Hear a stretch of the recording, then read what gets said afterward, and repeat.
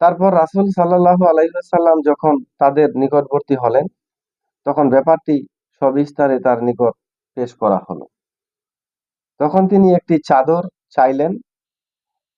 তাকে চাদর দেওয়া হলে তিনি মেঝের উপর তা বিছিয়ে দিয়ে নিজের হাতে ক্রিস প্রস্তরটি তার উপর স্থাপন করলেন এবং বিবাদমান গোত্র পতিগণকে আহ্বান জানিয়ে বললেন, আপনারা সকলে চাদরের পার্শ্ব ধরে উত্তোলন করুন। তারা তাই করলেন।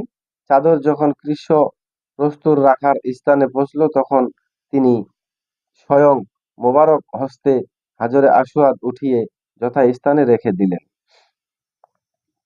এ মীমাংসা সকলেই হৃষ্টচিত্তে মেনে নিলেন।